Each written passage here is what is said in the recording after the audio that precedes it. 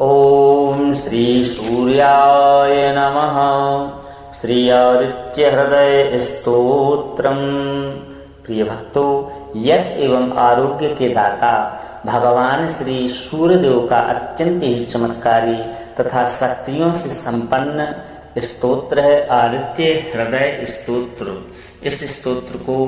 जो भी भक्त श्रद्धा और भक्ति के साथ में श्रवण कर लेता है उसे इस सृष्टि के सभी प्रकार के सुखों की, यश एवं आरोग्यता की प्राप्ति होती है। जब भगवान श्री राम और रावण के बीच युद्ध चल रहा था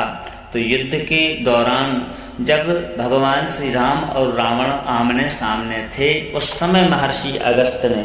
भगवान श्री राम को सूर्यदेव की स्तुति करने की सलाह दी थी। आदित्य हृदय में कुल 30 श्लोक हैं तथा इन्हें 6 भागों में बांटा जा सकता है। आज के समय में आदित्य हृदय स्तोत्र का पाठ नौकरी में पदोन्नति, धन प्राप्ति, प्रसन्नता प्राप्ति, आत्मविश्वास में वृद्धि के साथ साथ में सभी कार्यों में सफलता पाने के लिए किया जाता है तथा साथ ही सभी मनोकामनाओं को सिद्ध करने के लिए हमें नित्य आदित्य हृदय स्तोत्र का पाठ करना चाहिए या इस पावन स्तोत्र को श्रवण करना चाहिए। तो आइए भगवान श्री सूर्यदेव की कृपा प्राप्त करने के लिए इस पावन स्तोत्र को श्रद्धा और भक्ति के साथ में श्रवण करते हैं। ओम श्री गणेशाय नमः। आदित्य हृदय स्तोत्रम्। ततो युद्ध परिश्रांतं समरे चिंतया स्थितं रावणं चाग्रतो दृष्ट्वा युद्धाय समुपस्थितं दैवतैश्च समागम्य द्रष्टुमभ्यागतो रणम् उपगम्याब्रवीत् रामं गरत्यो भगवांस्तदा राम राम महाबाहो शृणुगुह्यं सनातनं येन सर्वा नरीन् वत्स समरे विजेष्यसि। आदित्य हृदयं पुण्यं सर्वशत्रुविनाशनं जयावहं जपं नित्यं अक्षयं परमं शिवं सर्वमंगलमांगल्यं सर्वपापप्रणाशनं चिंता शोक प्रशमनं आयुर्वधैर्यमुत्तमं रश्मिमन्तं समुद्यन्तं देवासुरनमस्कृतं पूजयस्व वस्वन्तं भास्करं भुवनेश्वरं सर्वदेवतामको ह्येषा तेजस्वी रश्मिभावनः एष देवासुरगणान् लोकान् पाति गभस्तिभिः एष ब्रह्मा च विष्णुश्च शिवस्कन्दः प्रजापतिः महेन्द्रो धनदः कालो यमः सोमो ह्यपांपतिः पितरो वसवः साध्या अश्विनौ मरुतो मनुः वायुर्वह्निः प्रजाप्राणा ऋतुकर्ता प्रभाकरः आदित्यः सविता सूर्यः खगः पूषा गर्भास्तिमान् सुवर्णसदृशो भानु हिरण्यरेता दिवाकरः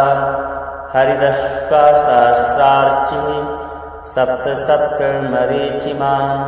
तिमिरोन्मथना शम्भुस्पष्टामार्कण्डकोऽंशुमान् हिरण्यगर्भा शिशिरस्तपनो हरकरो रविः अग्निगर्भोदितेः पुत्रः शङ्खः शिशिरनाशनः व्योमनाथस्तमो भेदी हिरण्यजुषां पारगः धनवृष्टिरपां मित्रो विन्ध्यवीथि प्लवङ्गमः आतपी मण्डली मृत्युः पिङ्गलः सर्वतापनः कविर्विश्वो महातेजा रक्तः सर्वभवोद्भवः नक्षत्रग्रहताराणाम् अधिपो विश्वभावनः तेजसामपि तेजस्वी द्वादशात्मन्नमोऽस्तुते नमः पूर्वाय गिरये पश्चिमायाद्रये नमः ज्योतिर्गणानां पतये दिनाधिपतये नमः। जयाय जयभद्राय हर्यश्वाय नमो नमः।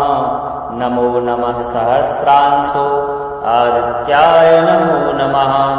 नमः उग्राय वीराय सारंगाय नमो नमः। नमः पद्मप्रबोधाय प्रचण्डाय नमोस्तुते। ब्रह्मेशानाच्युतेशाय शूराय दित्यवर्चसे। भास्वते सर्वभक्षाय रौद्राय वपुषे नमः। तमोघ्नाय मग्नाय शत्रुघ्नाय मितात्मने। कृतघ्नाय देवाय ज्योतिषां पतये नमः। तप्तचामीकराभाय हस्ये विश्वकर्मणे। नमस्तमोभिनिघ्नाय रुचये लोकसाक्षिणे। नास्यत्येष वैभूतं तमेव सृजति प्रभुः।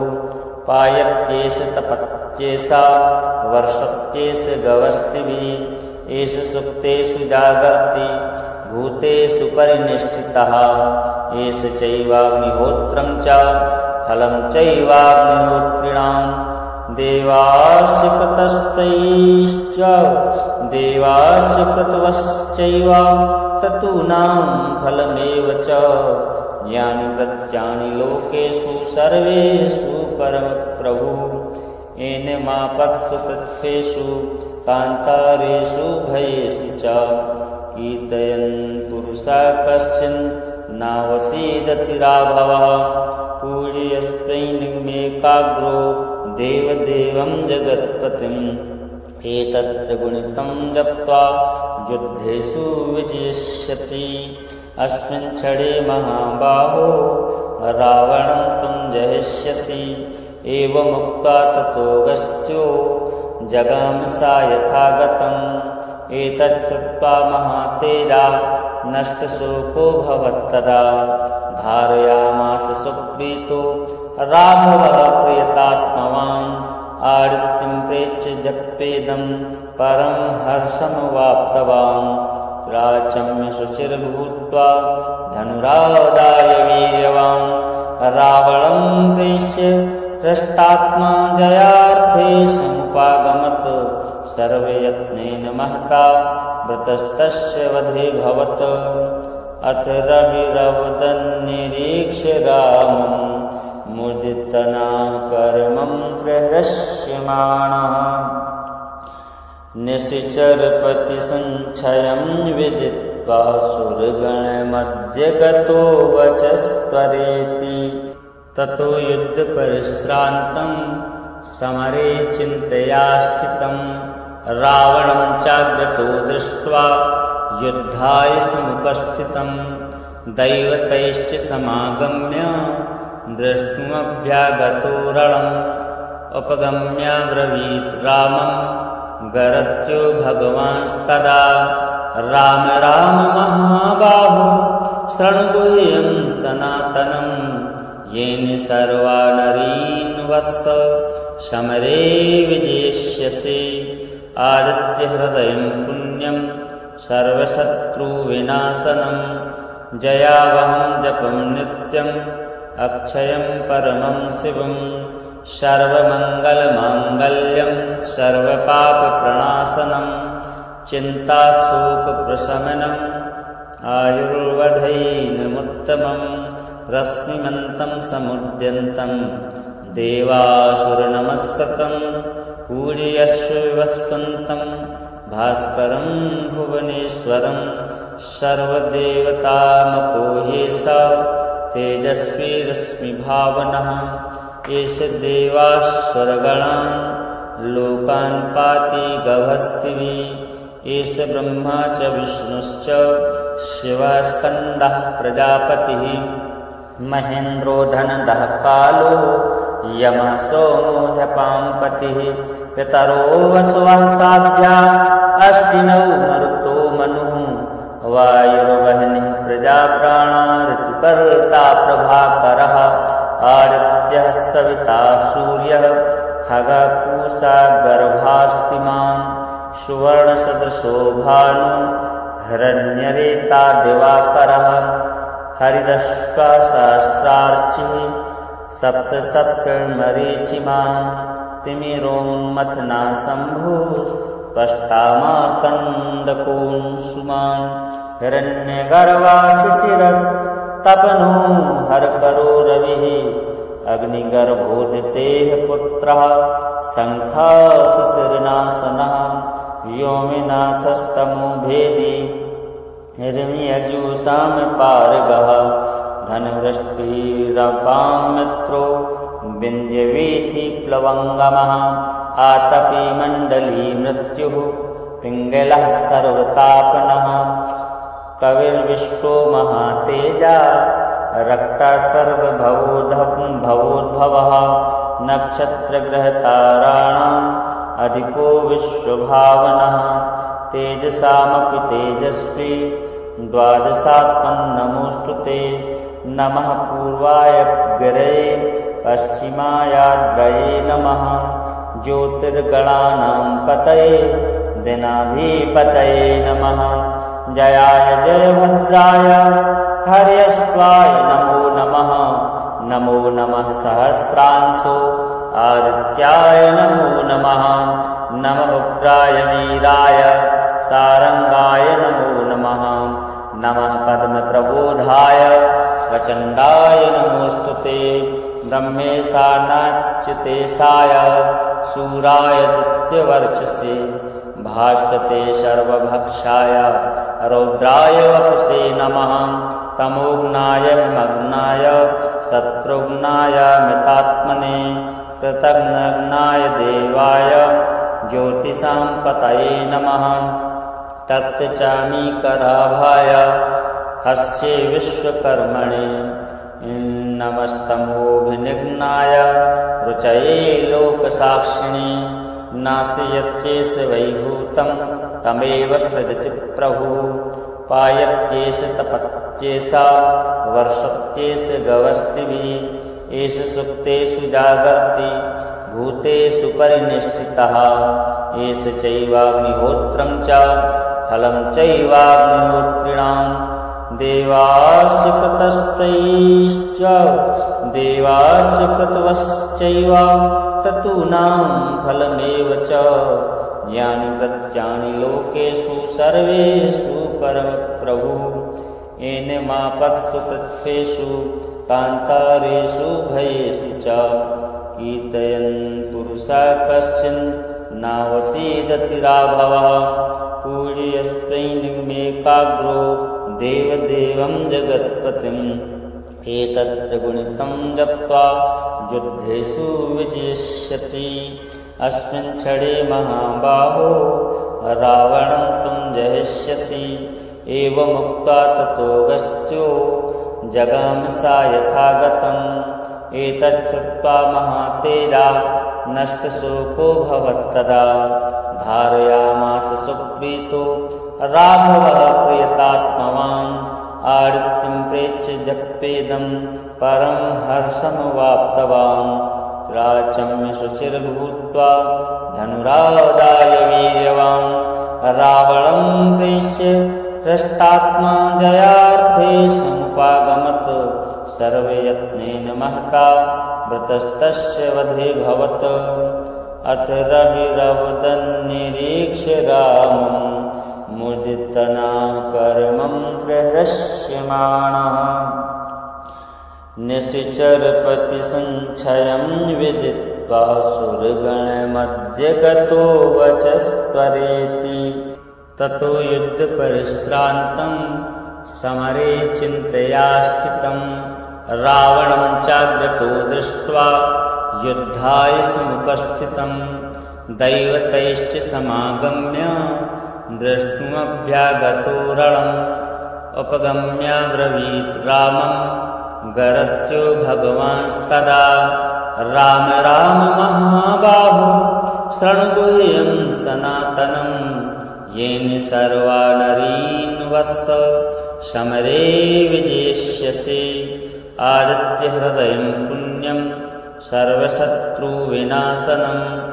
जयावहं जपं नित्यम् अक्षयं परमं शिवं सर्वमङ्गलमाङ्गल्यं सर्वपापप्रणाशनं चिन्ताशोकप्रशमनम् आयुर्वधैर्यमुत्तमं रश्मिमन्तं समुद्यन्तं देवासुरनमस्कृतं पूजयस्व विवस्वन्तं भास्करं भुवनेश्वरं सर्वदेवतामको ह्येष तेजस्वी रश्मिभावनः एष देवासुरगणान् लोकान् पाति गभस्तिभिः एष ब्रह्मा च विष्णुश्च शिवस्कन्दः प्रजापतिः महेन्द्रो धनदः कालो यमः सोमो ह्यपाम्पतिः पितरो वसवः साध्या अश्विनौ मरुतो मनुः वायुर्वह्निः प्रजाप्राणा ऋतुकर्ता प्रभाकरः आदित्यः सविता सूर्यः खगः गर्भास्तिमान् सुवर्णसदृशो भानु हिरण्यरेता दिवाकरः हरिदश्वा सहस्रार्चिः सप्तमरीचिमान् तिमिरोन्मथना शम्भुस्पष्टामार्कण्डकोऽंशुमान् हिरण्यगर्भा शिशिरस्तपनो हरकरो रविः अग्निगर्भोदितेः पुत्रः शङ्खः शिशिरनाशनः व्योमनाथस्तमो भेदी हिरण्यजुषां पारगः धनुवृष्टिरपां मित्रो विन्ध्यवीथिप्लवङ्गमः आतपी मण्डली मृत्युः पिङ्गलः सर्वतापनः कविर्विश्वो महातेजा रक्ता सर्वभवोद्भवः नक्षत्रग्रहताराणाम् अधिपो विश्वभावनः तेजसामपि तेजस्वी द्वादशात्मन्नमोऽस्तुते नमः पूर्वाय गिरये पश्चिमायाद्रये नमः ज्योतिर्गणानां पतये दिनाधिपतये नमः जयाय जयभद्राय हर्यश्वाय नमो नमः नमो नमः सहस्रांशो आदित्याय नमो नमः नम उग्राय वीराय सारंगाय नमो नमः नमः पद्मप्रबोधाय प्रचण्डाय नमोस्तुते ब्रह्मेशानाच्युतेशाय शूराय दित्यवर्चसे भास्वते सर्वभक्षाय रौद्राय वपुषे नमः तमोघ्नाय मग्नाय शत्रुघ्नाय मितात्मने कृतघ्नाय देवाय ज्योतिषां पतये नमः तप्तचामीकराभाय हस्ये विश्वकर्मणे नमस्तमोभिनिघ्नाय रुचये लोकसाक्षिणे नास्यत्येष वैभूतं तमेव सृजति प्रभुः पायत्येष तपत्येष वर्षत्येष गवस्तिभिः एष सुप्तेषु जागर्ति भूतेषु परिनिष्ठितः एष चैवाग्निहोत्रं च फलं चैवाग्निहोत्रिणां देवास्य कृतवश्चैव क्रतूनां फलमेव च यानि प्रत्यानि लोकेषु सर्वेषु परमप्रभुः येन मापत्सु पृथ्वीषु कान्तारेषु भयेषु च कीर्तयन् पुरुषः कश्चिन् नावसीदति राघवः पूजयस्त्वैनिमेकाग्रो देवदेवं जगत्पतिम् एतत्र गुणितं जप्त्वा युद्धेषु विजयिष्यति अस्मिन् क्षणे महाबाहो रावणं त्वं जयिष्यसि एवमुक्त्वा ततोऽगस्त्यो जगाम सा यथागतम् एतच्छ्रुत्वा महातेजा नष्टशोको भवत्तदा धारयामास सुप्रीतो राघवः प्रियतात्मवान् आदित्यं प्रेक्ष्य जप्येदं परं हर्षमवाप्तवान् राचम्य शुचिर्भूत्वा धनुरादाय वीर्यवान् रावणं प्रेक्ष्य हृष्टात्मा जयार्थे समुपागमत् सर्वयत्नेन महता वृतस्तस्य वधेऽभवत्। अथ रविरवदन्निरीक्ष्य रामं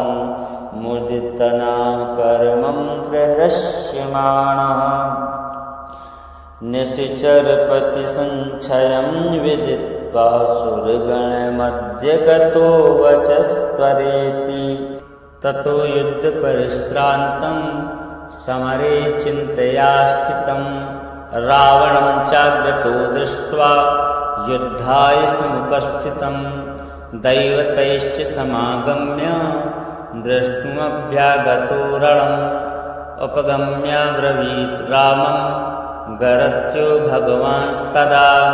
राम राम महाबाहो शृणुगुह्यं सनातनं। येन सर्वा नरीन् वत्स समरे विजेष्यसि। आदित्यहृदयं पुण्यं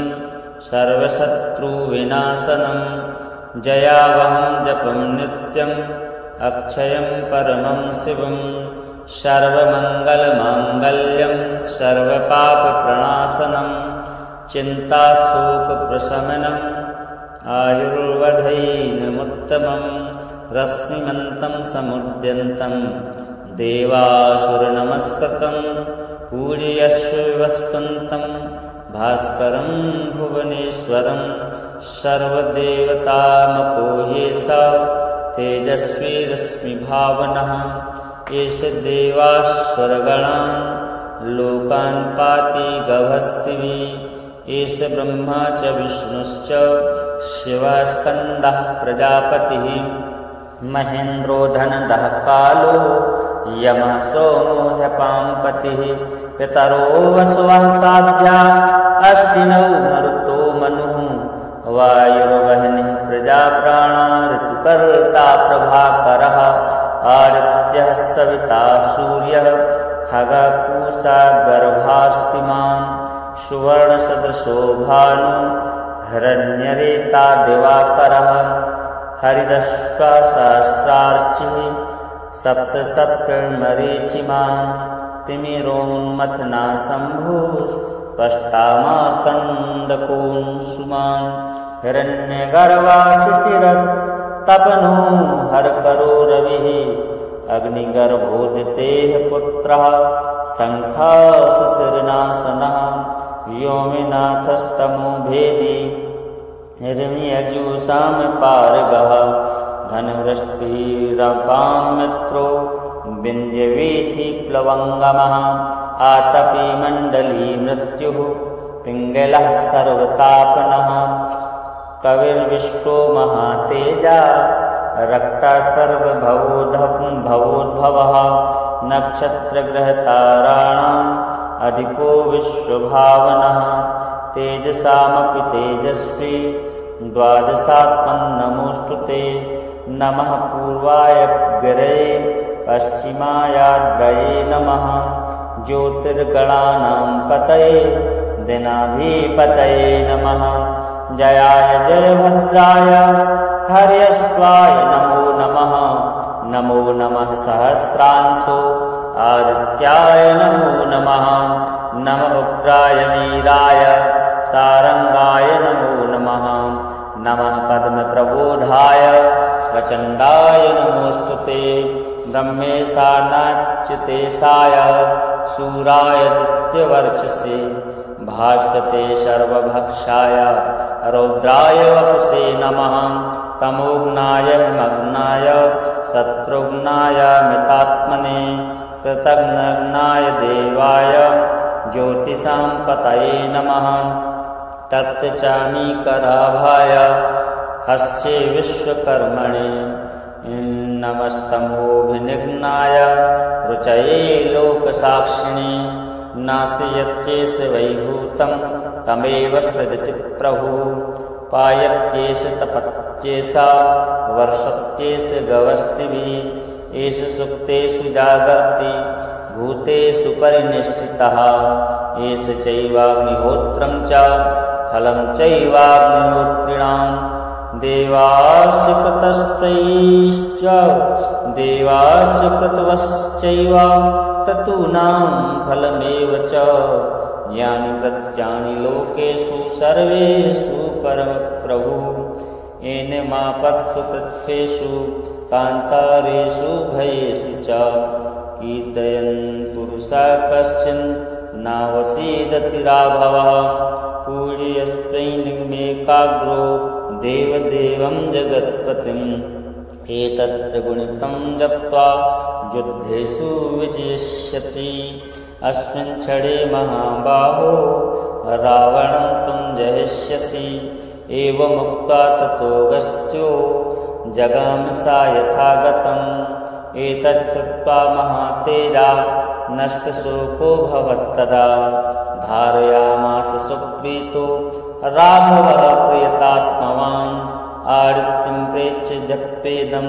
परं हर्षमवाप्तवान् राचम्य शुचिर्भूत्वा धनुरादाय वीर्यवान् रावणं प्रेक्ष्य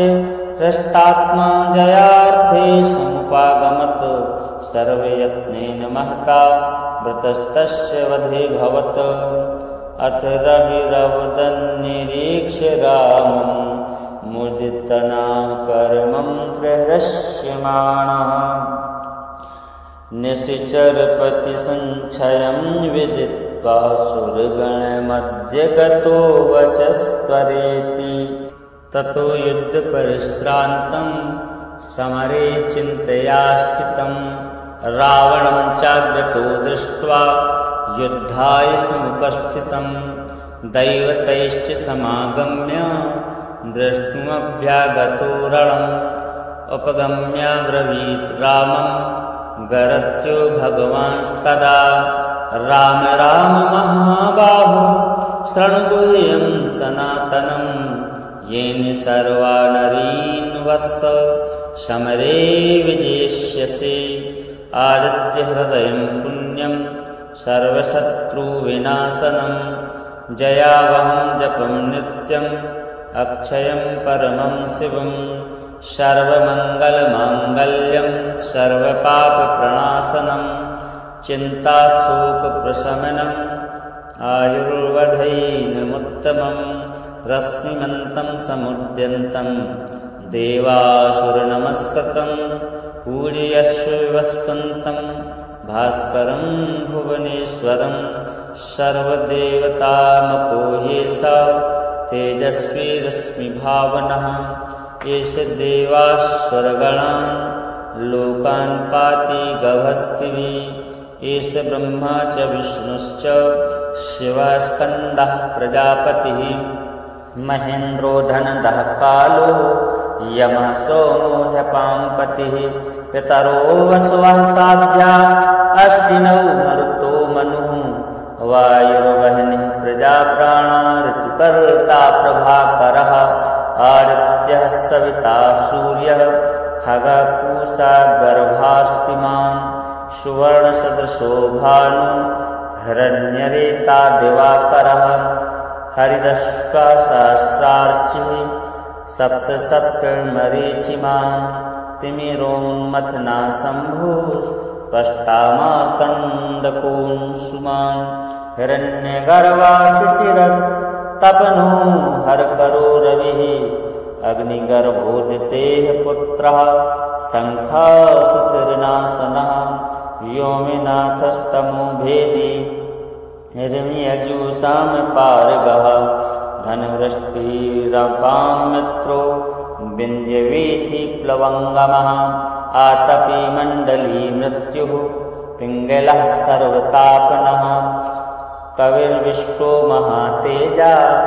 रक्तः सर्वभवोद्भवः नक्षत्रग्रहताराणाम् अधिपो विश्वभावनः तेजसामपि तेजस्वी द्वादशात्मन्नमोऽस्तु ते नमः पूर्वाय गिरये पश्चिमायाद्रये नमः ज्योतिर्गणानां पतये दिनाधिपतये नमः जयाय जयभद्राय हर्यश्वाय नमो नमः नमो नमः सहस्रांशो आदित्याय नमो नमः नम उग्राय वीराय सारंगाय नमो नमः नमः पद्मप्रबोधाय प्रचण्डाय नमोस्तुते ब्रह्मेशानाच्युतेशाय शूराय दित्यवर्चसे भास्वते सर्वभक्षाय रौद्राय वपुषे नमः तमोघ्नाय मग्नाय शत्रुघ्नाय मितात्मने कृतघ्नाय देवाय ज्योतिषां पतये नमः तत्चामीकराभाय हस्ये विश्वकर्मणे नमस्तमोभिनिघ्नाय रुचये लोकसाक्षिणे नाशयत्येष वैभूतं तमेव सृजति प्रभुः पायत्येष तपत्येषा वर्षत्येष गवस्तिभिः एष सुप्तेषु जागर्ति भूतेषु परिनिष्ठितः एष चैवाग्निहोत्रं च फलं चैवाग्निहोत्रिणां देवास्य कृतवश्चैव क्रतूनां फलमेव च यानि प्रत्यानि लोकेषु सर्वेषु परमप्रभु येन मापत्सु पृथ्वीषु कान्तारेषु भयेषु च कीर्तयन् पुरुषः कश्चिन् नावसीदति राघवः पूजयस्त्वैनिमेकाग्रो देवदेवं जगत्पतिम् एतत्र गुणितं जप्त्वा युद्धेषु विजयिष्यति अस्मिन् क्षणे महाबाहो रावणं त्वं जयिष्यसि एवमुक्त्वा ततोऽगस्त्यो जगाम सा यथागतम् एतच्छ्रुत्वा महातेजा नष्टशोको भवत्तदा धारयामास सुप्रीतो राघवः प्रियतात्मवान् आदित्यं प्रेक्ष्य जप्येदं परं हर्षमवाप्तवान् राचम्य शुचिर्भूत्वा धनुरादाय वीर्यवान् रावणं प्रेक्ष्य हृष्टात्मा जयार्थे समुपागमत् सर्वयत्नेन महता वृतस्तस्य वधे भवत् अथ रविरवदन्निरीक्ष्य रामं मुदितनाः परमं प्रहृष्यमाणः निशिचरपतिसञ्छयं विदित्वा सुरगणमध्ये गतो वचस्परेति ततो युद्धपरिश्रान्तं समरे चिन्तया स्थितं रावणं चाग्रतो दृष्ट्वा युद्धाय समुपस्थितं दैवतैश्च समागम्य द्रष्टुमभ्यागतो रणम् उपगम्याब्रवीत् रामं गरत्यो भगवांस्तदा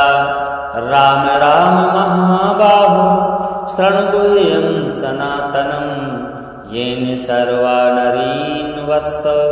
समरे विजेष्यसि आदित्यहृदयं पुण्यं सर्वशत्रुविनाशनं जयावहं जपं नित्यम् अक्षयं परमं शिवं सर्वमङ्गलमाङ्गल्यं सर्वपापप्रणाशनं चिन्ताशोकप्रशमनम् आयुर्वधैनमुत्तमं रश्मिमन्तं समुद्यन्तं देवासुरनमस्कृतं पूजयस्व विवस्वन्तं भास्करं भुवनेश्वरं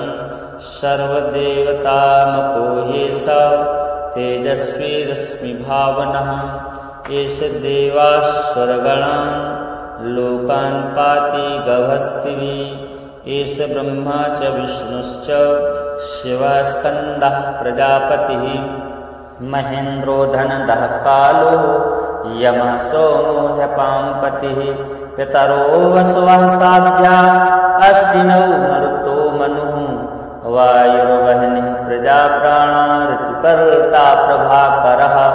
आदित्यः सविता सूर्यः खगः पूषा गर्भास्तिमान् सुवर्णसदृशो भानु हिरण्यरेता दिवाकरः हरिदश्वा सहस्रार्चिः सप्तमरीचिमान् तिमिरोन्मथना शम्भुः पष्टामार्कण्डकोऽंशुमान् हिरण्यगर्भाशिशिरस्तपनो हरकरो रविः अग्निगर्भोदितेः पुत्रः शङ्खाशिशिरनाशनः व्योमनाथस्तमो भेदी हिरण्यजुषां पारगः धनवृष्टिरपां मित्रो विन्ध्यवीथिप्लवङ्गमः आतपी मण्डली मृत्युः पिङ्गलः सर्वतापनः कविर्विश्वो महातेजा रक्तः सर्वभवोद्भवः नक्षत्रग्रहताराणाम् अधिपो विश्वभावनः तेजसामपि तेजस्वी द्वादशात्मन्नमोऽस्तु ते नमः पूर्वाय गिरये पश्चिमायाद्रये नमः ज्योतिर्गणानां पतये दिनाधिपतये नमः जयाय जयभद्राय हर्यश्वाय नमो नमः नमो नमः सहस्रांशो आदित्याय नमो नमः नमः उग्राय वीराय सारंगाय नमो नमः नमः पद्मप्रबोधाय प्रचण्डाय नमोऽस्तु ते ब्रह्मेशानाच्युतेशाय शूराय दित्यवर्चसे भास्वते सर्वभक्षाय रौद्राय वपुषे नमः तमोघ्नाय मग्नाय शत्रुघ्नाय मितात्मने कृतघ्नाय देवाय ज्योतिषां पतये नमः तप्तचामीकराभाय हस्ये विश्वकर्मणे नमस्तमोभिनिघ्नाय रुचये लोकसाक्षिणे नास्यत्येष वैभूतं तमेव सृजति प्रभुः पायत्येष तपत्येषा वर्षत्येष गवस्तिभिः एष सुप्तेषु जागर्ति भूतेषु परिनिष्ठितः एष चैवाग्निहोत्रं च फलं चैवाग्निहोत्रिणाम् देवाश्च कृतवश्चैव क्रतूनां फलमेव च यानि वृत्यानि लोकेषु सर्वेषु परमप्रभुः येन मापत्सु पृथ्वीषु कान्तारेषु भयेषु च कीर्तयन् पुरुषः कश्चिन् नावसीदति राघवः पूजयस्त्वैनिमेकाग्रो देवदेवं जगत्पतिम् एतत्र गुणितं जप्त्वा युद्धेषु विजयिष्यति अस्मिन् क्षणे महाबाहो रावणं त्वं जयिष्यसि एवमुक्त्वा ततोऽगस्त्यो जगाम सा यथागतम् एतच्छ्रुत्वा महातेजा नष्टशोको भवत्तदा धारयामास सुप्रीतो राघवः प्रियतात्मवान् आदित्यं प्रेक्ष्य जप्येदं परं हर्षमवाप्तवान् राचम्य शुचिर्भूत्वा धनुरादाय वीर्यवान् रावणं प्रेक्ष्य हृष्टात्मा जयार्थे समुपागमत् सर्वयत्नेन महता वृतस्तस्य वधे भवत् अथ रविरवदन्निरीक्ष्य रामं मुदितनाः परमं प्रहृष्यमाणः निशिचरपतिसञ्छयं विदित्वा सुरगणमध्ये गतो वचस्त्वरेति ततो युद्धपरिश्रान्तं समरे चिन्तया स्थितं रावणं चाग्रतो दृष्ट्वा युद्धाय समुपस्थितं दैवतैश्च समागम्य द्रष्टुमभ्यागतो रणम् उपगम्याब्रवीत् रामं गरत्यो भगवांस्तदा राम राम महाबाहो शृणुगुह्यं सनातनं येन सर्वा नरीन् वत्स समरे विजेष्यसि आदित्यहृदयं पुण्यं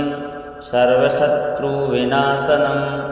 जयावहं जपं नित्यम् अक्षयं परमं शिवं सर्वमङ्गलमाङ्गल्यं सर्वपापप्रणाशनं चिन्ताशोकप्रशमनम् आयुर्वधैनमुत्तमं रश्मिमन्तं समुद्यन्तं देवासुरनमस्कृतं पूजयस्व विवस्वन्तं भास्करं भुवनेश्वरं सर्वदेवतामको ह्येषा तेजस्वी रश्मिभावनः एष देवासुरगणान् लोकान् पाति गभस्तिभिः एष ब्रह्मा च विष्णुश्च शिवस्कन्दः प्रजापतिः महेन्द्रो धनदः कालो यमः सोमो ह्यपाम्पतिः पितरो वसवः साध्या अश्विनौ मरुतो मनुः वायुर्वह्निः प्रजाप्राणा ऋतुकर्ता प्रभाकरः आदित्यः सविता सूर्यः खगः पूषा गर्भास्तिमान् सुवर्णसदृशो भानु हिरण्यरेता दिवाकरः हरिदश्वा सहस्रार्चिः सप्तसप्तमरीचिमान् तिमिरोन्मथना शम्भुस्पष्टामार्कण्डकोऽंशुमान् हिरण्यगर्भा शिशिरस्तपनो हरकरो रविः अग्निगर्भोदितेः पुत्रः शङ्खः शिशिरनाशनः व्योमनाथस्तमो भेदी हिरण्यजुषां पारगः धनवृष्टिरपां मित्रो विन्ध्यवीथिप्लवङ्गमः आतपी मण्डली मृत्युः पिङ्गलः सर्वतापनः कविर्विश्वो महातेजा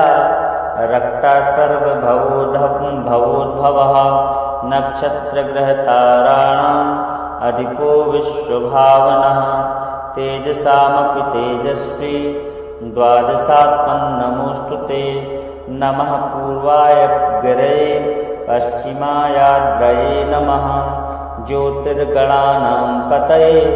दिनाधिपतये नमः जयाय जयभद्राय हर्यश्वाय नमो नमः नमो नमः सहस्रांशो आदित्याय नमो नमः नमः उग्राय वीराय सारंगाय नमो नमः नमः पद्मप्रबोधाय प्रचण्डाय नमोऽस्तु ते ब्रह्मेशानाच्युतेशाय शूराय दित्यवर्चसे भास्वते सर्वभक्षाय रौद्राय वपुषे नमः तमोघ्नाय मग्नाय शत्रुघ्नाय मितात्मने कृतघ्नाय देवाय ज्योतिषां पतये नमः तप्तचामीकराभाय हस्ये विश्वकर्मणे नमस्तमोभिनिघ्नाय रुचये लोकसाक्षिणे नास्यत्येष वैभूतं तमेव सृजति प्रभु पायत्येष तपत्येषा वर्षत्येष गवस्तिभिः एष सुप्तेषु जागर्ति भूतेषु परिनिष्ठितः एष चैवाग्निहोत्रं च फलं चैवाग्निहोत्रिणां देवास्य कृतवश्चैव क्रतूनां फलमेव च यानि प्रत्यानि लोकेषु सर्वेषु परमप्रभु येन मापत्सु पृथ्वीषु कान्तारेषु भयेषु च कीर्तयन् पुरुषः कश्चिन् नावसीदति राघवः पूजयस्वैनिमेकाग्रो देवदेवं जगत्पतिम् एतत्र गुणितं जप्त्वा युद्धेषु विजयिष्यति अस्मिन् क्षणे महाबाहो रावणं त्वं जयिष्यसि एवमुक्त्वा ततोऽगस्त्यो जगाम सा यथागतम् एतच्छ्रुत्वा महातेजा नष्टशोको भवत्तदा धारयामास सुप्रीतो राघवः प्रियतात्मवान् आदित्यं प्रेक्ष्य जप्येदं परं हर्षमवाप्तवान् राचम्य शुचिर्भूत्वा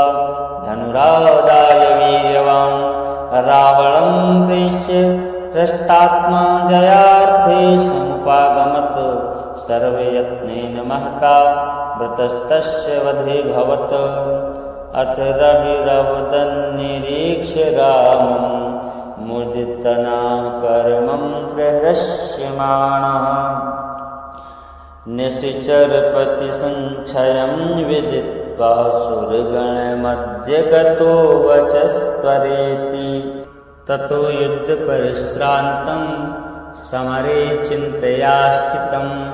रावणं चाग्रतो दृष्ट्वा युद्धाय समुपस्थितं दैवतैश्च समागम्य द्रष्टुमभ्यागतो रणम् उपगम्याब्रवीत् रामं गरत्यो भगवांस्तदा राम राम महाबाहो शृणुगुह्यं सनातनं येन सर्वा नरीन् वत्स समरे विजेष्यसि आदित्यहृदयं पुण्यं सर्वशत्रुविनाशनं जयावहं जपं नित्यम् अक्षयं परमं शिवं सर्वमङ्गलमाङ्गल्यं सर्वपापप्रणाशनं चिन्ताशोकप्रशमनम् आयुर्वधैर्यमुत्तमं रश्मिमन्तं समुद्यन्तं देवासुरनमस्कृतं पूजयस्व विवस्वन्तं भास्करं भुवनेश्वरं सर्वदेवतामको ह्येष तेजस्वी रश्मिभावनः एष देवासुरगणान् लोकान् पाति गभस्तिभिः एष ब्रह्मा च विष्णुश्च शिवः स्कन्दः प्रजापतिः महेन्द्रो धनदः कालो यमः सोमो ह्यपाम्पतिः पितरो वसवः साध्या अश्विनौ मरुतो मनुः वायुर्वह्निः प्रजाप्राणा ऋतुकर्ता प्रभाकरः आदित्यः सविता सूर्यः खगः पूषा गर्भास्तिमान् सुवर्णसदृशो भानु हिरण्यरेता दिवाकरः हरिदश्वा सहस्रार्चिः सप्तमरीचिमान्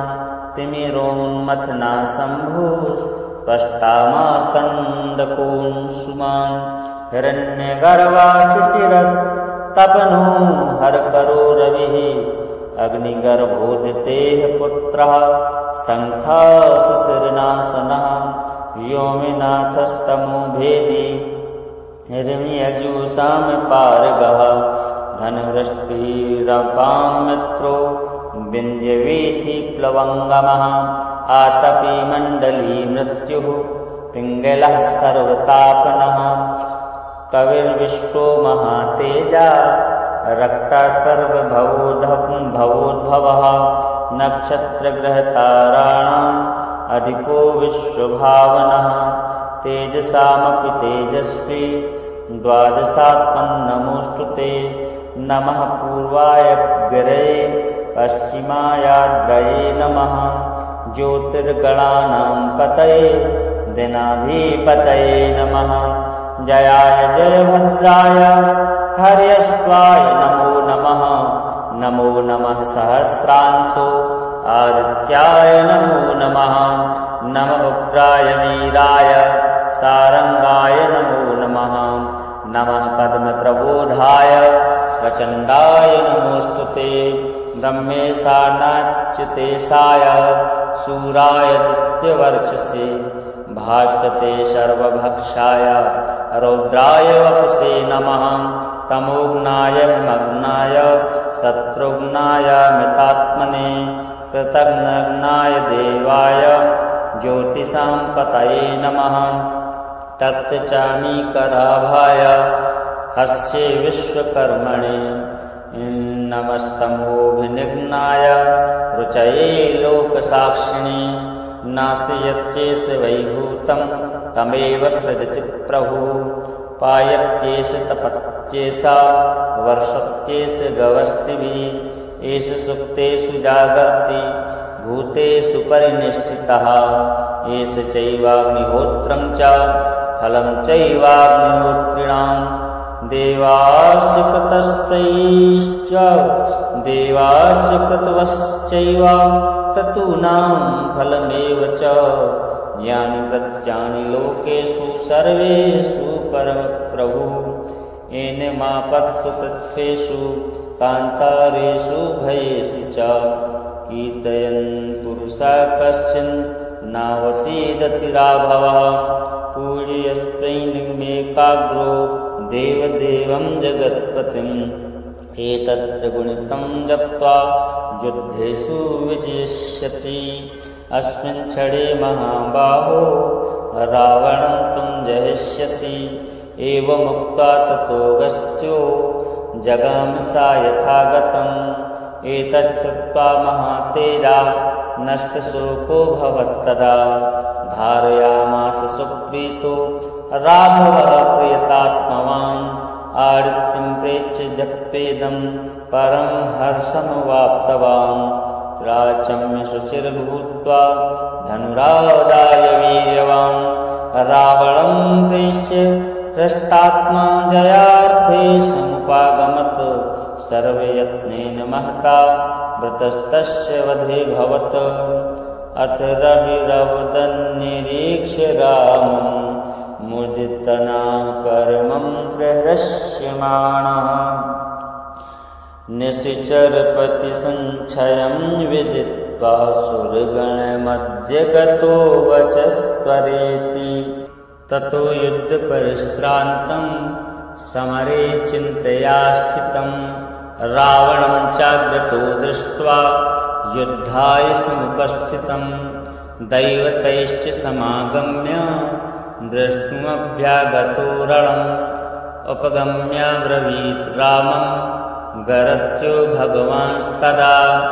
राम राम महाबाहो शृणुगुह्यं सनातनं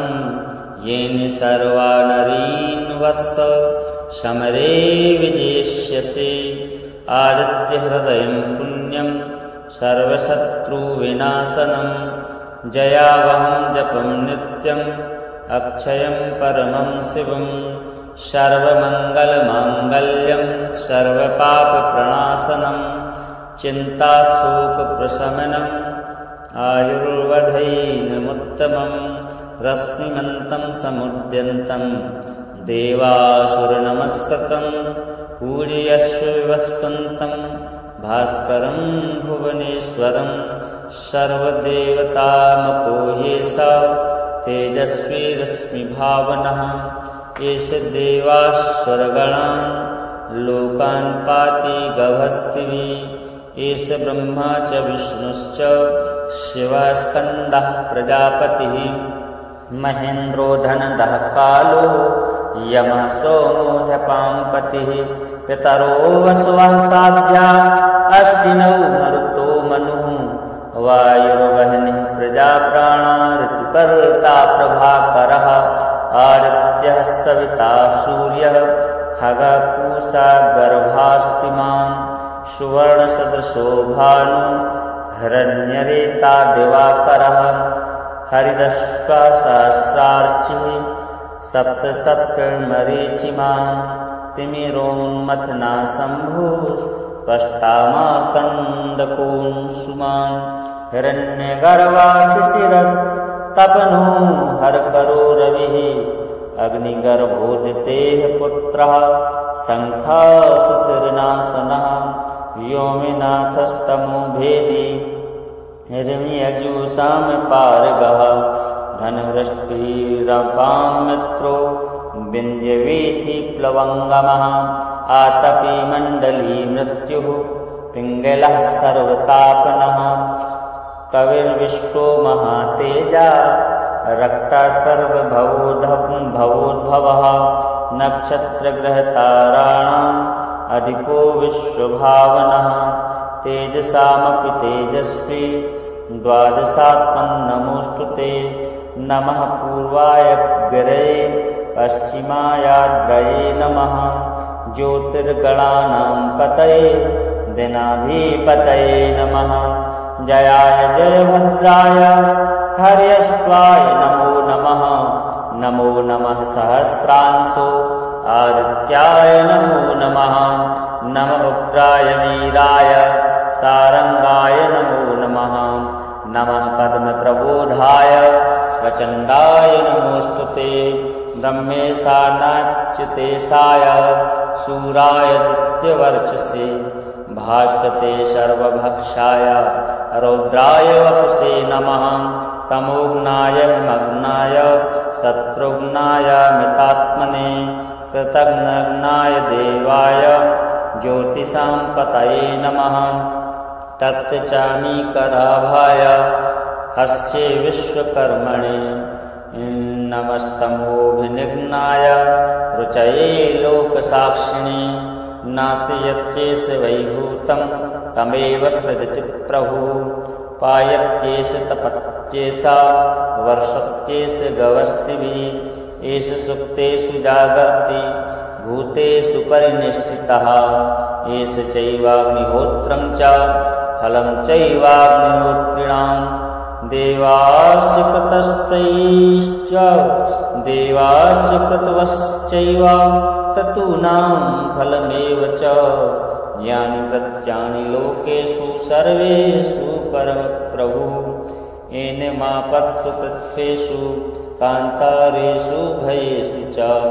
कीर्तयन् पुरुषः कश्चिन् नावसीदति राघवः पूजयस्त्वैनमेकाग्रो देवदेवं जगत्पतिम् एतत्र गुणितं जप्त्वा युद्धेषु विजयिष्यति अस्मिन् क्षणे महाबाहो रावणं त्वं जयिष्यसि एवमुक्त्वा ततोऽगस्त्यो जगाम सा यथागतम् एतच्छ्रुत्वा महातेजा नष्टशोको भवत्तदा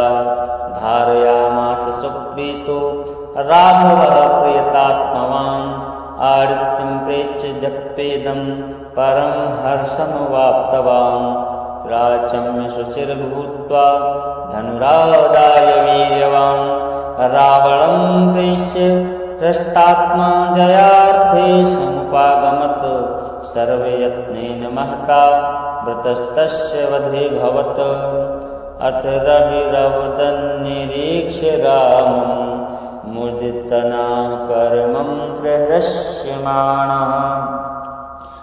निशिचरपतिसञ्चयं विदित्वा सुरगणमध्य गतो वचस्त्वरेति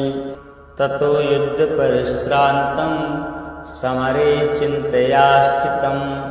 रावणं चाग्रतो दृष्ट्वा युद्धाय समुपस्थितं दैवतैश्च समागम्य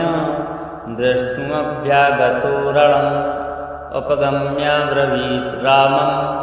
गरत्यो भगवांस्तदा राम राम महाबाहो शृणुगुह्यं सनातनं येन सर्वा नरीन् वत्स समरे विजेष्यसि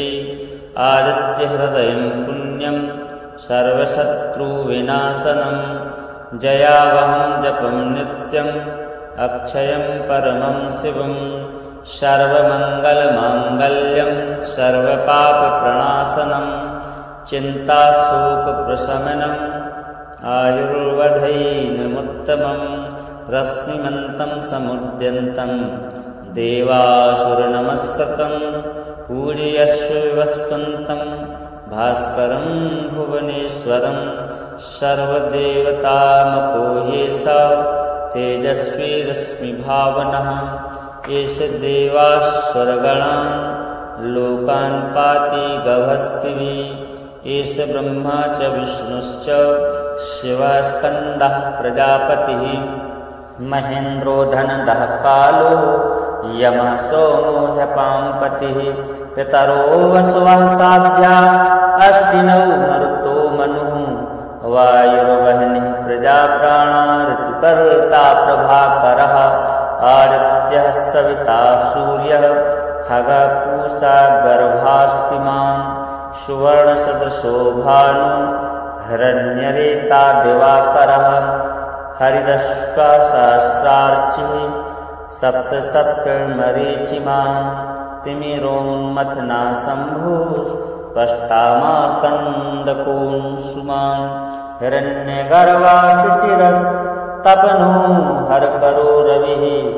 अग्निगर्भोदितेः पुत्रः शङ्खाशिशिरनाशनः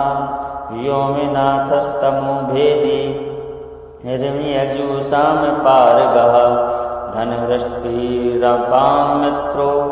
विन्ध्यवीथि प्लवङ्गमः आतपी मण्डली मृत्युः पिङ्गलः सर्वतापनः कविर्विश्वो महातेजा रक्तः सर्वभवोद्भवः नक्षत्रग्रहताराणाम् अधिपो विश्वभावनः तेजसामपि तेजस्वी द्वादशात्मन्नमोऽस्तु ते नमः पूर्वायग्रये पश्चिमायाद्रये नमः ज्योतिर्गणानां पतये दिनाधिपतये नमः जयाय जयभद्राय हर्यश्वाय नमो नमः नमो नमः सहस्रांशो आदित्याय नमो नमः नमः उग्राय वीराय सारंगाय नमो नमः नमः पद्मप्रबोधाय प्रचण्डाय नमोऽस्तुते ब्रह्मेशानाच्युतेशाय शूराय दित्यवर्चसे भास्वते सर्वभक्षाय रौद्राय वपुषे नमः तमोघ्नाय मग्नाय शत्रुघ्नाय मितात्मने कृतघ्नाय देवाय ज्योतिषां पतये नमः तप्तचामीकराभाय हस्ये विश्वकर्मणे नमस्तमोभिनिघ्नाय रुचये लोकसाक्षिणे नाशयत्येष वैभूतं तमेव सृजति प्रभुः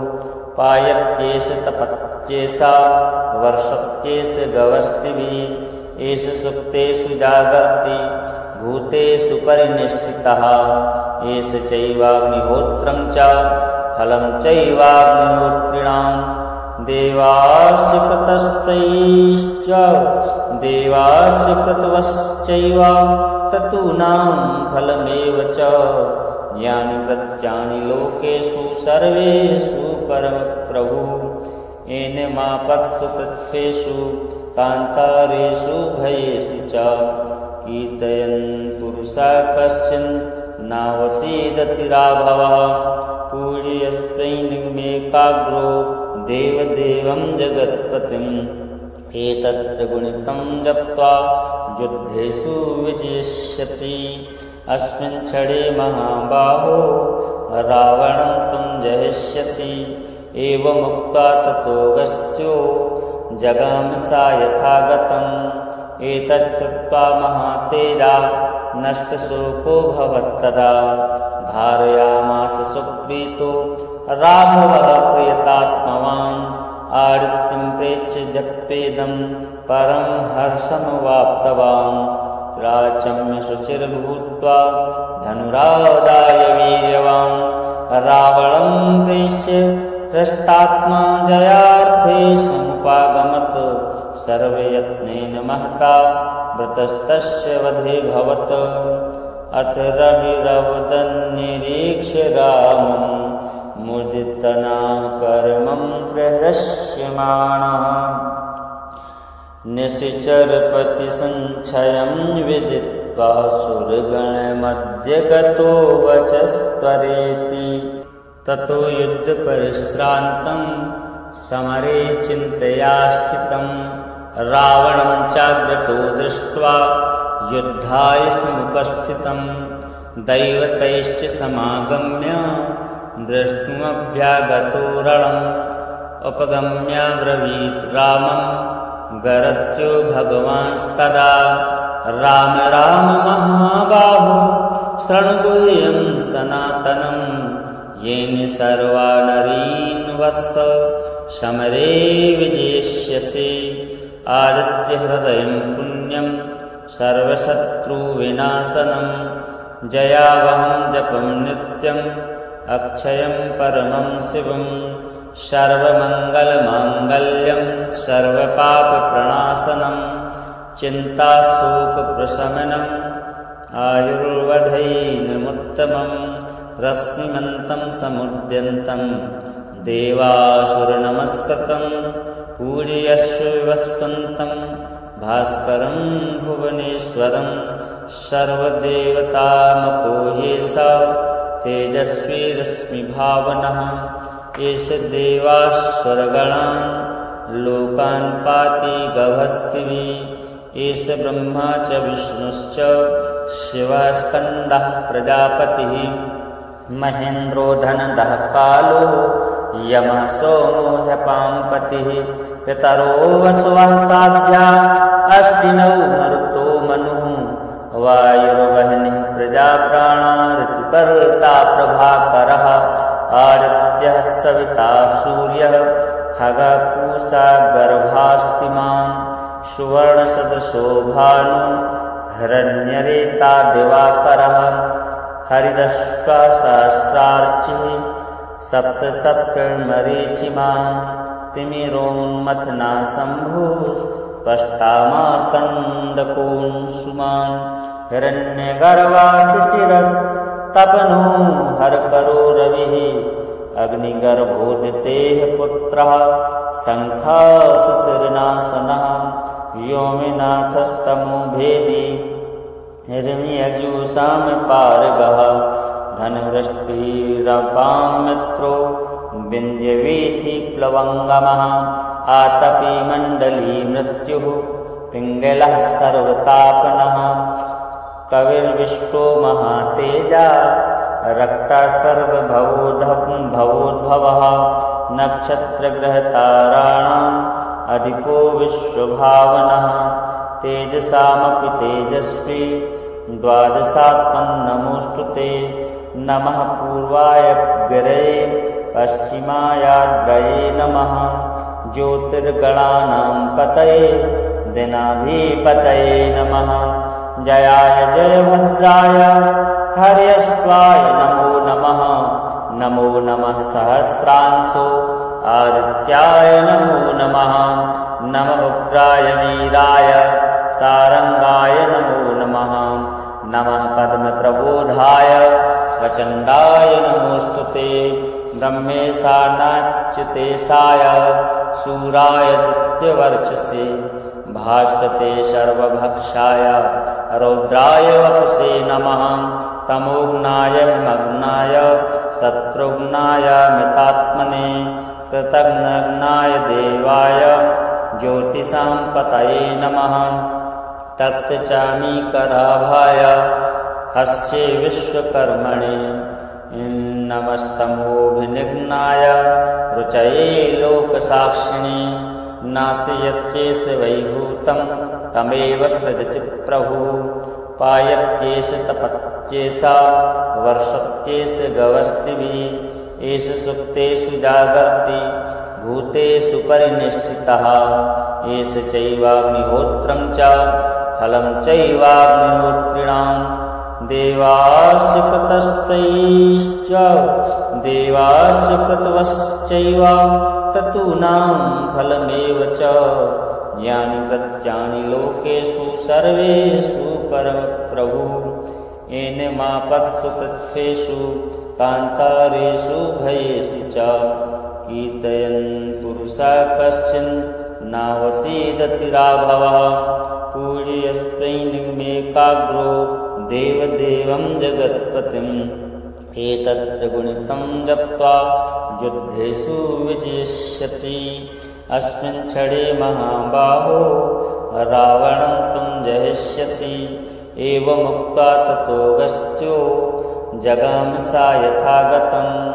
एतच्छ्रुत्वा महातेजा नष्टशोको भवत्तदा धारयामास सुप्रीतो राघवः प्रियतात्मवान्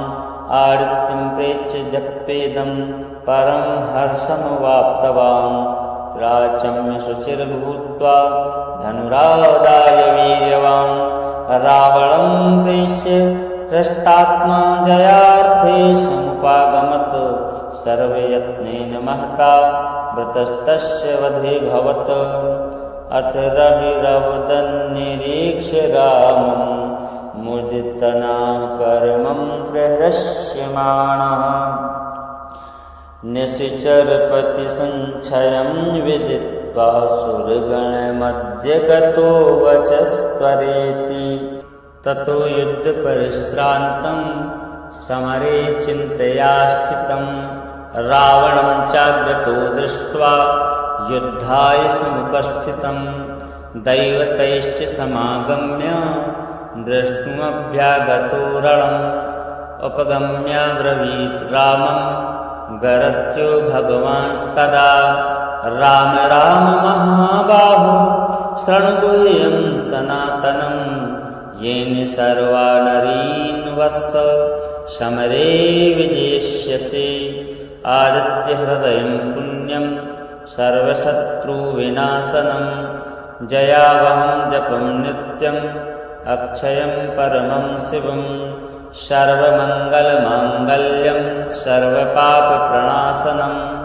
चिन्ताशोकप्रशमनम् आयुर्वधैनमुत्तमं रश्मिमन्तं समुद्यन्तं देवासुरनमस्कृतं पूजयस्व विवस्वन्तं भास्करं भुवनेश्वरं सर्वदेवतामको ह्येषा तेजस्वी रश्मिभावनः एष देवासुरगणान् लोकान् पाति गभस्तिभिः एष ब्रह्मा च विष्णुश्च शिवस्कन्दः प्रजापतिः महेन्द्रो धनदः कालो यमः सोमो ह्यपाम्पतिः पितरो वसवः साध्या अश्विनौ मरुतो मनुः वायुर्वह्निः प्रजाप्राणा ऋतुकर्ता प्रभाकरः आदित्यः सविता सूर्यः खगपूषा गर्भास्तिमान् सुवर्णसदृशो भानु हिरण्यरेता दिवाकरः हरिदश्वा सहस्रार्चिः सप्तमरीचिमान् तिमिरोन्मथना शम्भुस्पष्टामार्कण्डकोऽंशुमान् हिरण्यगर्भाशिशिरस्तपनो हरकरो रविः अग्निगर्भोदितेः पुत्रः शङ्खाशिशिरनाशनः व्योमनाथस्तमो भेदी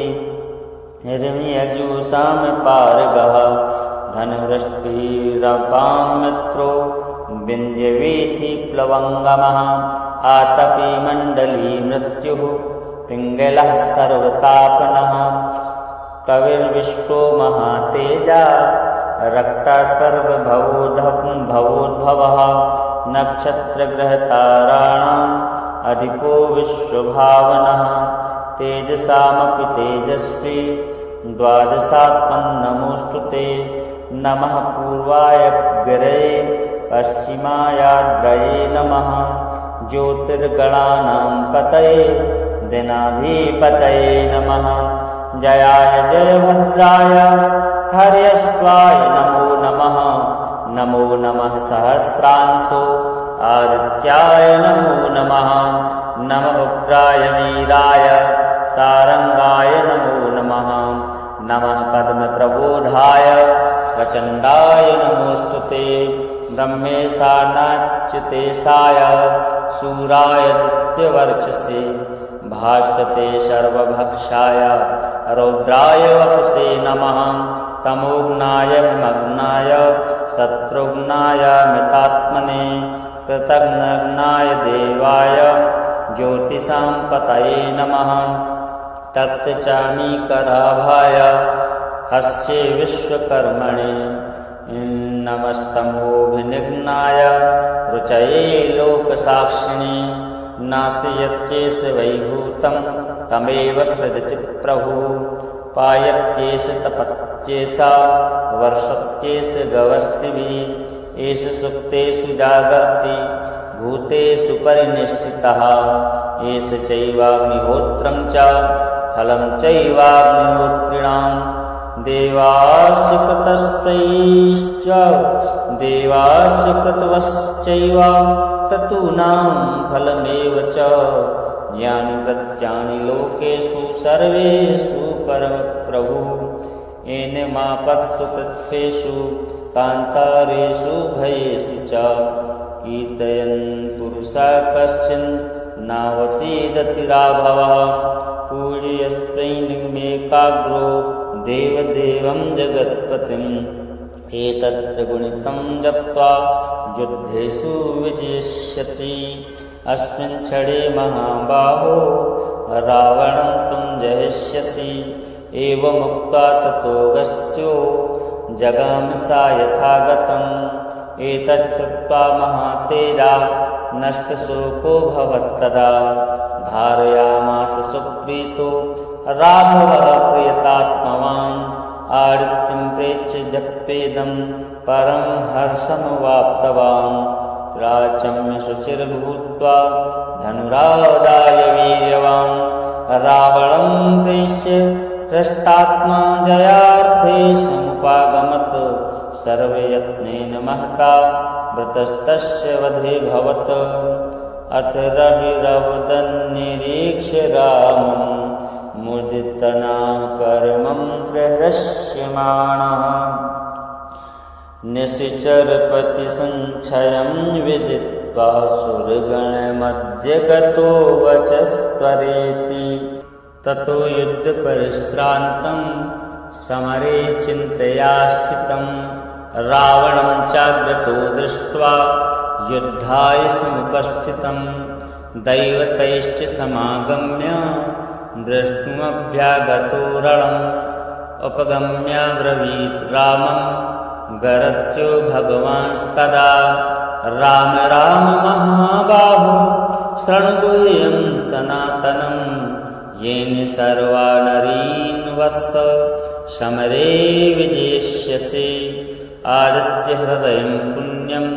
सर्वशत्रुविनाशनं जयावहं जपं नित्यम् अक्षयं परमं शिवं सर्वमङ्गलमाङ्गल्यं सर्वपापप्रणाशनं चिन्ताशोकप्रशमनम् आयुर्वधैर्यमुत्तमं रश्मिमन्तं समुद्यन्तं देवासुरनमस्कृतं पूजयस्व विवस्वन्तं भास्करं भुवनेश्वरं सर्वदेवतामपोहेसा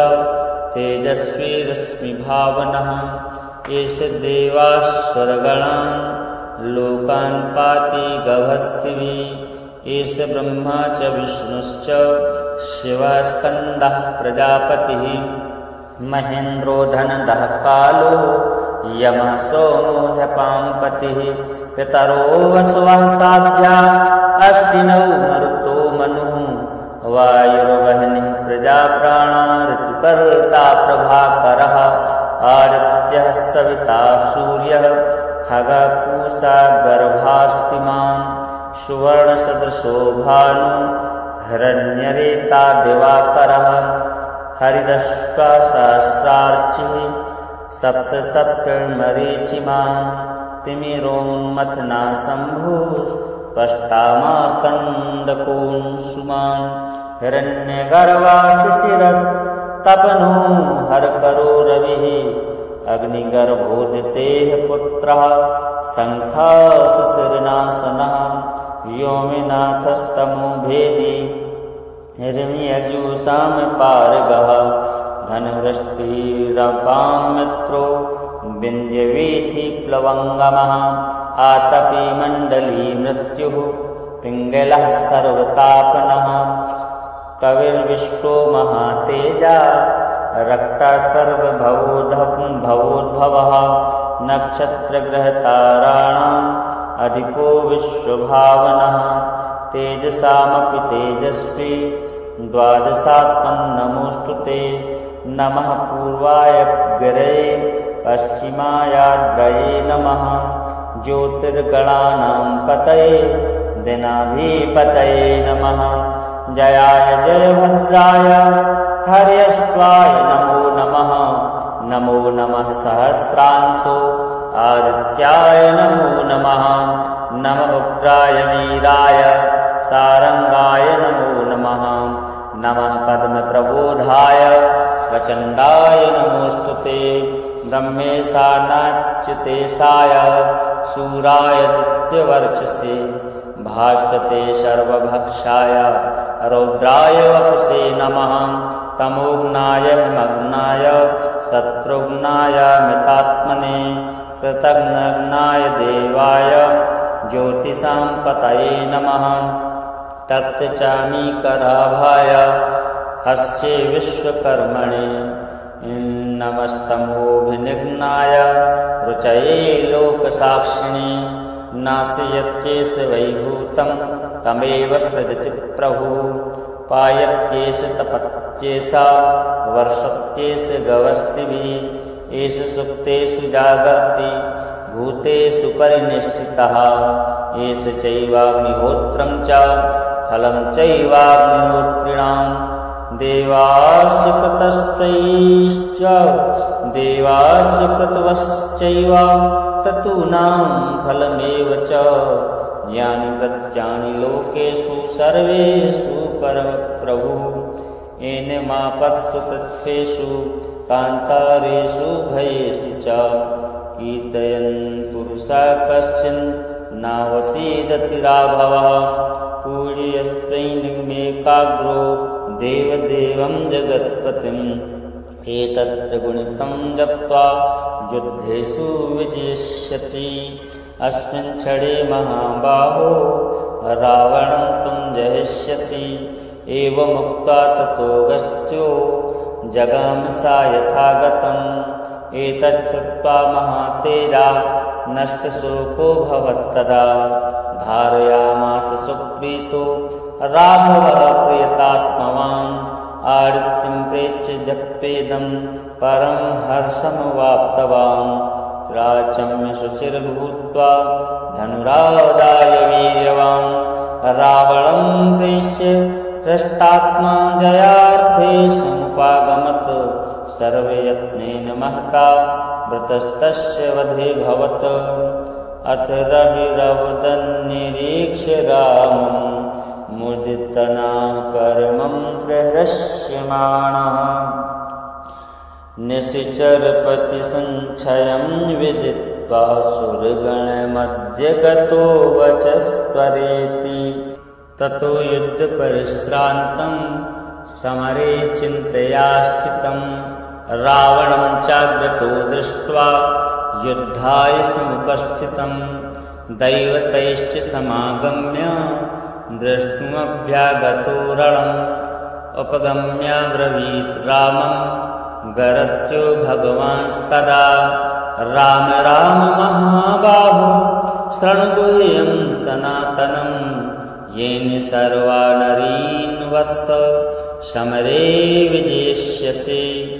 आदित्यहृदयं पुण्यं सर्वशत्रुविनाशनं जयावहं जपं नित्यम् अक्षयं परमं शिवं सर्वमङ्गलमाङ्गल्यं सर्वपापप्रणाशनं चिन्ताशोकप्रशमनम् आयुर्वधैनमुत्तमं रश्मिमन्तं समुद्यन्तं देवासुरनमस्कृतं पूजयस्व वस्वन्तं भास्करं भुवनेश्वरं सर्वदेवतामको ह्येषा तेजस्वी रश्मिभावनः एष देवासुरगणान् लोकान् पाति गभस्तिभिः एष ब्रह्मा च विष्णुश्च शिवस्कन्दः प्रजापतिः महेन्द्रो धनदः कालो यमः सोमो ह्यपाम्पतिः पितरो वसवः साध्या अश्विनौ मरुतो मनुः वायुर्वह्निः प्रजाप्राणा ऋतुकर्ता प्रभाकरः आदित्यः सविता सूर्यः खगः पूषा गर्भास्तिमान् सुवर्णसदृशो भानु हिरण्यरेता दिवाकरः हरिदश्वा सहस्रार्चिः सप्तमरीचिमान् तिमिरोन्मथना शम्भुस्पष्टामार्कण्डकोऽंशुमान् हिरण्यगर्वा शिशिरस्तपनो हरकरो रविः अग्निगर्भोदितेः पुत्रः शङ्खाशिशिरनाशनः व्योमनाथस्तमो भेदी हिरण्यजुषामपारगः धनवृष्टिरपां मित्रो विन्ध्यवीथिप्लवङ्गमः आतपी मण्डली मृत्युः पिङ्गलः सर्वतापनः कविर्विश्वो महातेजा रक्तः सर्वभवोद्भवः नक्षत्रग्रहताराणां अधिपो विश्वभावनः तेजसामपि तेजस्वी द्वादशात्मन्नमोऽस्तु ते नमः पूर्वायग्रे पश्चिमायाद्रये नमः ज्योतिर्गणानां पतये दिनाधिपतये नमः जयाय जयभद्राय हर्यश्वाय नमो नमः नमो नमः सहस्रांशो आदित्याय नमो नमः नम उग्राय वीराय सारंगाय नमो नमः नमः पद्मप्रबोधाय प्रचण्डाय नमोऽस्तुते ब्रह्मेशानाच्युतेशाय शूराय दित्यवर्चसे भास्वते सर्वभक्षाय रौद्राय वपुषे नमः तमोघ्नाय मग्नाय शत्रुघ्नाय मितात्मने कृतघ्नाय देवाय ज्योतिषां पतये नमः तप्तचामीकराभाय हस्ये विश्वकर्मणे नमस्तमोभिनिघ्नाय रुचये लोकसाक्षिणे नाशयत्येष वैभूतं तमेव सृजति प्रभुः पायत्येष तपत्येषा वर्षत्येष गवस्तिभिः एष सुप्तेषु जागर्ति भूतेषु परिनिष्ठितः एष चैवाग्निहोत्रं च फलं चैवाग्निहोत्रिणां देवाश्च क्रतवश्चैव क्रतूनां फलमेव च यानि प्रत्यानि लोकेषु सर्वेषु परमप्रभुः येनमापत्सु पृथ्वीषु कान्तारेषु भयेषु च कीर्तयन् पुरुषः कश्चिन् नावसीदति राघवः पूजयस्त्वैनिमेकाग्रो देवदेवं जगत्पतिम् एतत्र गुणितं जप्त्वा युद्धेषु विजयिष्यति अस्मिन् क्षणे महाबाहो रावणं त्वं जहिष्यसि एवमुक्त्वा ततोऽगस्त्यो जगाम सा यथागतम् एतच्छ्रुत्वा महातेजा नष्टशोको भवत्तदा धारयामास सुप्रीतो राघवः प्रियतात्मवान् आदित्यं प्रेक्ष्य जप्येदं परं हर्षमवाप्तवान् राचम्य शुचिर्भूत्वा धनुरादाय वीर्यवान् रावणं प्रेक्ष्य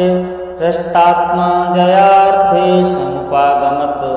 सर्वयत्नेन महता वृतस्तस्य वधे भवत् अथ रविरवदन्निरीक्ष्य रामं मुदितनाः परमं प्रहृष्यमाणः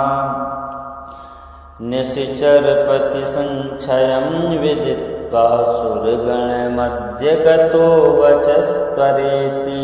ततो युद्धपरिश्रान्तं समरे चिन्तया स्थितं रावणं चाग्रतो दृष्ट्वा युद्धाय समुपस्थितं दैवतैश्च समागम्य द्रष्टुमभ्यागतो रणम् उपगम्याब्रवीत् रामं गरत्यो भगवांस्तदा राम राम महाबाहो शृणुगुह्यं सनातनं येन सर्वा नरीन् वत्स समरे विजेष्यसि आदित्यहृदयं पुण्यं सर्वशत्रुविनाशनं जयावहं जपं नित्यम् अक्षयं परमं शिवं सर्वमङ्गलमाङ्गल्यं सर्वपापप्रणाशनं चिन्ताशोकप्रशमनम् आयुर्वधैनमुत्तमं रश्मिमन्तं समुद्यन्तं देवासुरनमस्कृतं पूजयस्व विवस्वन्तं भास्करं भुवनेश्वरं सर्वदेवतामको ह्येषा तेजस्वी रश्मिभावनः एष देवासुरगणान् लोकान् पाति गभस्तिभिः एष ब्रह्मा च विष्णुश्च शिवस्कन्दः प्रजापतिः महेन्द्रो धनदः कालो यमः सोमो ह्यपाम्पतिः पितरो वसवः साध्या अश्विनौ मरुतो मनुः वायुर्वह्निः प्रजाप्राणा ऋतु कर्ता प्रभाकरः आदित्यः सविता सूर्यः खगपूषा गर्भास्तिमान् सुवर्णसदृशो भानु हिरण्यरेता दिवाकरः हरिदश्वा सहस्रार्चिः सप्त सप्तमरीचिमान् तिमिरोन्मथना शम्भुस्पष्टामार्कण्डकोऽंशुमान् हिरण्यगर्वा शिशिरस्तपनो हरकरो रविः अग्निगर्भोदितेः पुत्रः शङ्खा शिशिरनाशनः व्योमनाथस्तमो भेदी निर्मियजूषां पारगः धनवृष्टिरपां मित्रो विन्द्यवीथि प्लवङ्गमः आतपी मण्डली मृत्युः पिङ्गलः सर्वतापनः कविर्विश्वो महातेजा रक्ता सर्वभवोद्भवः नक्षत्रग्रहताराणाम् अधिपो विश्वभावनः तेजसामपि तेजस्वी द्वादशात्मन्नमोऽस्तु ते नमः पूर्वाय गिरये पश्चिमायाद्रये नमः ज्योतिर्गणानां पतये दिनाधिपतये नमः जयाय जयभद्राय हर्यश्वाय नमो नमः नमो नमः सहस्रांशो आदित्याय नमो नमः नमः उग्राय वीराय सारंगाय नमो नमः नमः पद्मप्रबोधाय प्रचण्डाय नमोऽस्तु ते ब्रह्मेशानाच्युतेशाय शूराय दित्यवर्चसे भास्वते सर्वभक्षाय रौद्राय वपुषे नमः तमोघ्नाय मग्नाय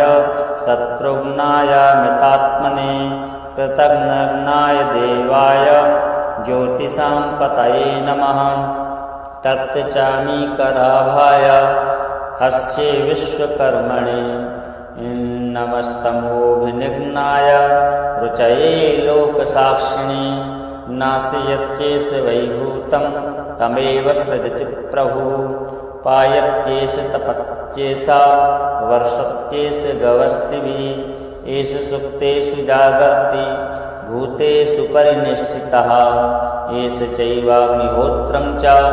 फलं चैवाग्निहोत्रिणां देवास्य कृतवश्चैव क्रतूनां फलमेव च यानि प्रत्यानि लोकेषु सर्वेषु परमप्रभुः येन मापत्सु पृथ्वीषु कान्तारेषु भयेषु च कीर्तयन् पुरुषः कश्चिन् नावसीदति राघवः पूजयस्त्वैनिमेकाग्रो देवदेवं जगत्पतिम् एतत्र गुणितं जप्त्वा युद्धेषु विजयिष्यति अस्मिन् क्षणे महाबाहो रावणं त्वं जयिष्यसि एवमुक्त्वा ततोऽगस्त्यो जगाम सा यथागतम् एतच्छ्रुत्वा महातेजा नष्टशोको भवत्तदा धारयामास सुप्रीतो राघवः प्रियतात्मवान् आदित्यं प्रेक्ष्य जप्येदं परं हर्षमवाप्तवान् प्राचम्य शुचिर्भूत्वा धनुरादाय वीर्यवान् रावणं प्रेक्ष्य हृष्टात्मा जयार्थे समुपागमत् सर्वयत्नेन महता वृतस्तस्य वधे भवत् अथ रविरवदन्निरीक्ष्य रामं मुदितनाः परमं प्रहृष्यमाणः निशिचरपतिसञ्चयं विदित्वा सुरगणमध्ये गतो वचस्त्वरेति श्रीसूर्यदेवार्पणमस्तु।